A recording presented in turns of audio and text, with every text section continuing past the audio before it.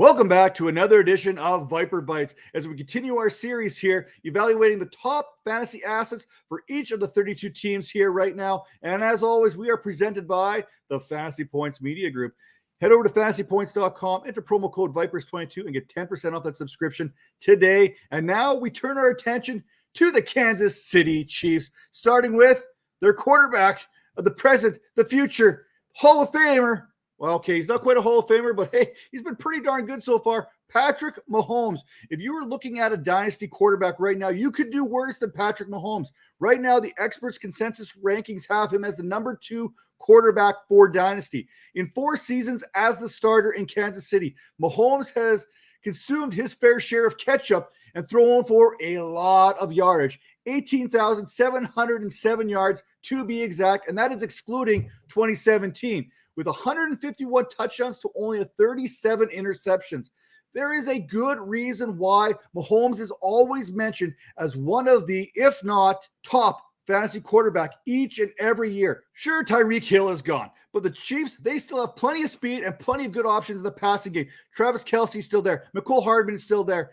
And then you've got guys that have a little bit of speed there, like Juju Smith-Schuster, Marquez Valdes-Scantling. They got themselves a fantastic rookie there in the draft, the Sky Moore, who oozes all kinds of potential. Ask the Bills, you do not give the ball back to Patrick Mahomes, ever. Now, we talked about Travis Kelsey here. He is still the dynasty tight end number 3. Even at 32 years of age, Kelsey is commanding 130-plus targets per season. Kelsey, last season, while sharing targets with Tyreek Hill, still had a 19.9% target share to go along with 68.7% catch rate. It's safe to say that after 6 consecutive 1,000-yard seasons, Kelsey, he isn't slowing down. Adding to that 249.4 fantasy points last season, that would have been the 9th best total had he been a wide receiver. One of the things you notice is that over his 8-year career, he has managed to still be relatively healthy, playing in 15 or more games in each and every season. Your best ability is often your availability. You can't score fantasy points from the sideline. And Kelsey, he has been on the field more often than not. And we talked about one of those new acquisitions there in Juju Smith-Schuster. Lots of people are high on him. Lots of people are thinking this could be a comeback type season for him. Smith-Schuster almost became a Chief last season, but he decided to ride it out one more time with Ben Roethlisberger and the Pittsburgh Steelers. With Roethlisberger now retired, it didn't take Smith-Schuster long to find a new home. But here's the question you have to ask yourself. Has his yards per route run gone down each of the last 3 seasons due to poor quarterback play? Or are the young pass catcher's best days already behind him? Someone has to replace Hill's production. We know that. Hill saw 23 targets inside the red zone. That's 24.2% of red zone targets, not to mention 340. Yes, 340 vacated targets are available. And those targets, they resulted in 2,748 air yards. If a 25-year-old receiver were looking to rebound, this is the perfect spot to do it. Speaking of rebounds, Clyde Edwards-Helaire will be looking to rebound and maybe revive his career here so far. I know it's pretty early for Clyde Edwards-Helaire. It's pretty early to kind of label him a bust. Okay, I will give Clyde Edwards-Helaire one more season to prove that he is not what we have seen him to be early in his career. This one may come back to bite me sooner rather than later, especially with Ronald Jones now in the backfield as well. Obviously, the Chiefs felt they had something special when they selected Edwards-Helaire with the final pick of the first round back in the 2020 NFL Draft.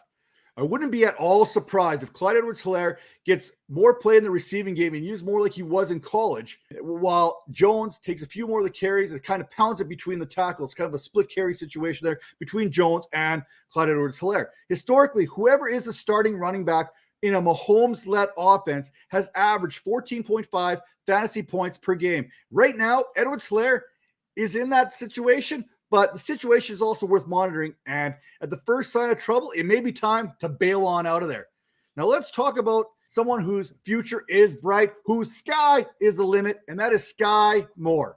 Kansas City has some interchangeable options here on offense that all could have made this list. You got receivers like Marquez Valdes-Scantling, Mecole Hardman. I could have also thrown in Ronald Jones here from the running back position, but I chose Smith-Schuster and Moore for this list. The loss of Tyreek Hill has kicked that door wide open for someone else to step into that role. The future is now for the Kansas City Chiefs, and the future is now for Sky Moore. Well, probably not quite yet, but by 2023, Moore could easily see a healthy portion of that 23.6% target share that was left behind by Hill when he packed his bags for South Beach.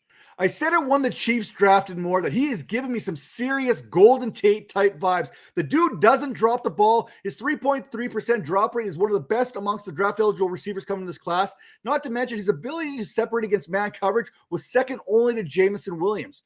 Draft capital plus an excellent draft profile often leads to success at the next level. If you want to have success at the next level, hey, fantasypoints.com got you covered using promo code Vipers22, 10% off that subscription today. While you're at it, take a second, rate and review us on Apple, Spotify, Stitcher, and stay tuned on the Vipers Network because we got new content coming daily. So make sure you hit that like button, hit that subscribe button, and make sure those notifications are turned all the way up because we are coming strong this entire offseason. See you next time.